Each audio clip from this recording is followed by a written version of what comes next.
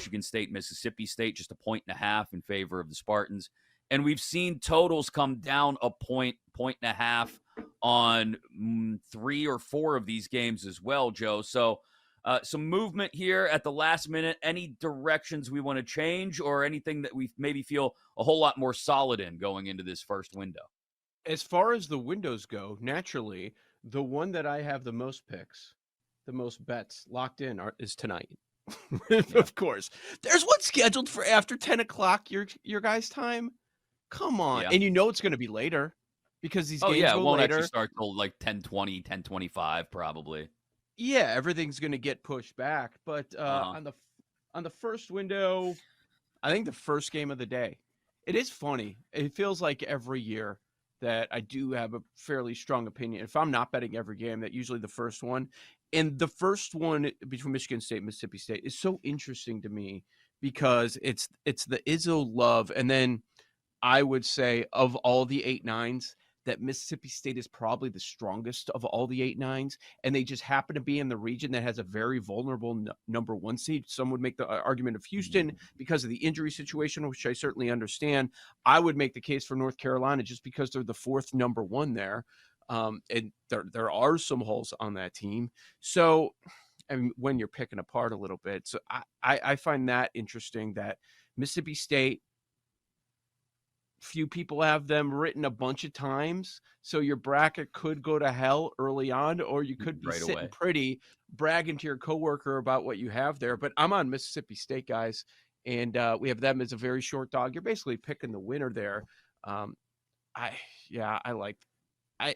fine with Sparty being in, but they should not be this high. And we're talking about a team with 14 losses on the year, which is normal for Izzo. They schedule tough games early, but it's a little bit too high for me. A Big Ten team that couldn't get to that 20 win mark in a very down year for the conference. And I like Mississippi State. The challenges they went through in the SEC, a fairly balanced team, not as good offensively, and that is Sparty's strength. But I still think Mississippi State marches on. Second window of games, again, a couple of big spreads like UNC by 24.5 over Wagner. Illinois by 11.5 over Morehead State. And then a couple of interesting matchups, right? We've got a 6-11 and a 7-10. 6-11 in the Midwest, South Carolina, Oregon. South Carolina favored by 1.5, and a 4:30 Eastern tip, Nevada and Dayton. Nevada favored by 1.5. I went over why I liked Nevada yesterday, and I finally officially submitted my bracket last night right before I went to bed, and I went all in on Nevada. I have them upsetting Arizona in the second round, or into the Sweet 16. So I went all in on Nevada, and maybe I'll pay the price for it later, and Arizona will go on a deep run, and I'll look like a dummy. But that's the one spot that I really like in the second window, guys. Obviously, Joe, I'm not going anywhere near that 24.5 point North Carolina spread. I think Illinois covers against Morehead State. I'm not a huge fan of Illinois going deep, but I think they cover 11.5. Yeah, Morehead State. I've come around on that one a little bit. At first, I wasn't sure.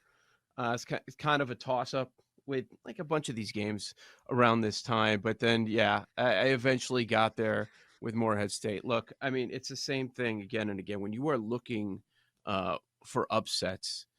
First off, you want to go against a team that is very poor defensively. And, I hesitate sometimes to put them in that conversation. Illinois is in that conversation with Kentucky, with Alabama, that high-flying offense. But defensively, are they going to get a big stop? And especially when we look at these sort of teams that are double-digit favorites.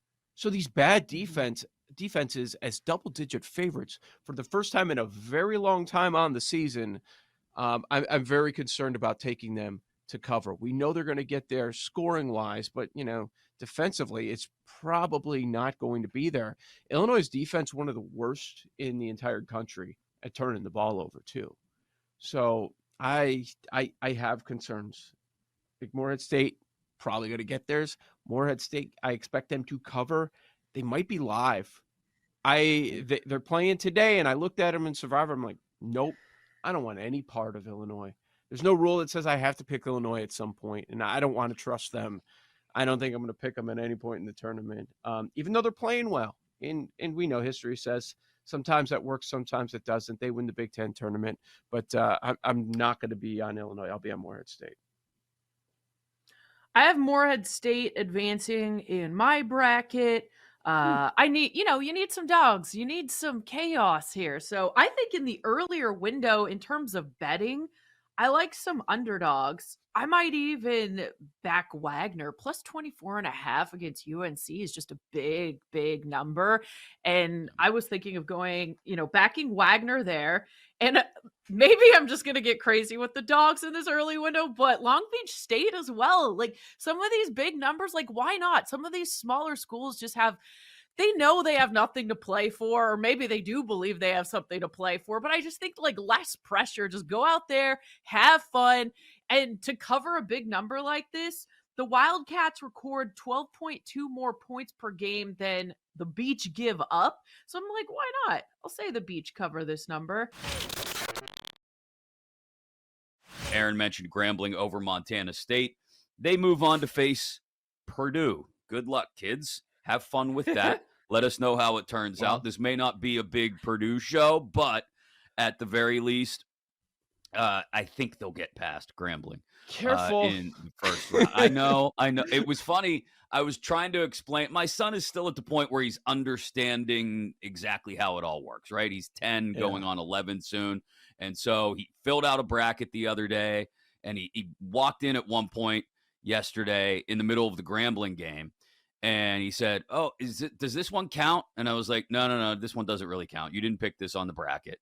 He's like, "Oh," I said, "This team gets to play Purdue in the next round."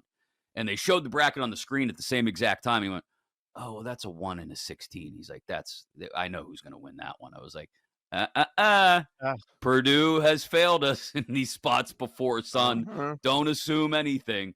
But I'll be honest, that's one of the fun things for me is starting last year, the year before. No, it was last year.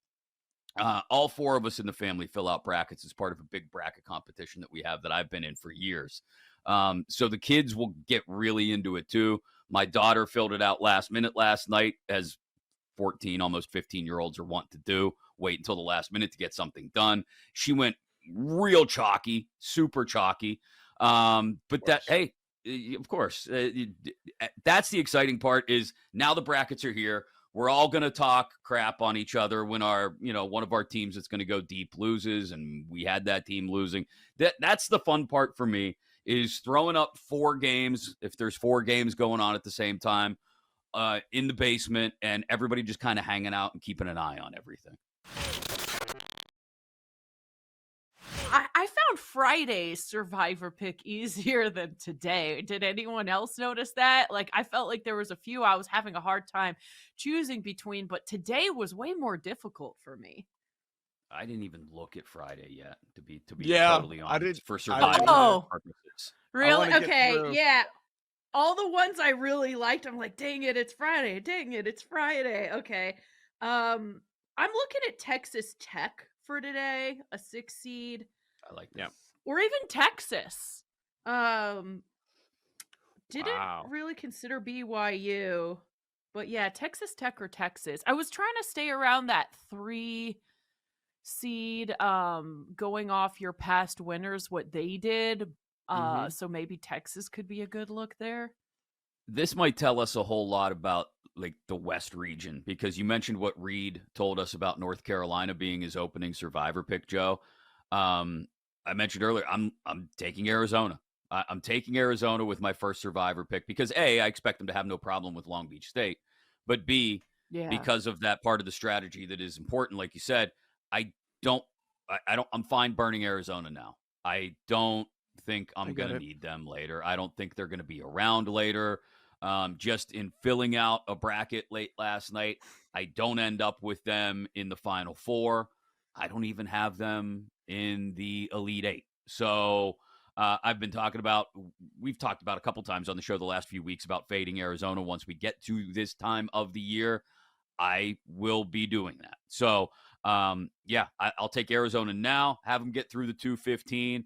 If they if they somehow fall on their faces, then okay, it is what it is. I'm just comfortable hating the Wildcats forever then at that point and being out on them for the rest of my betting existence.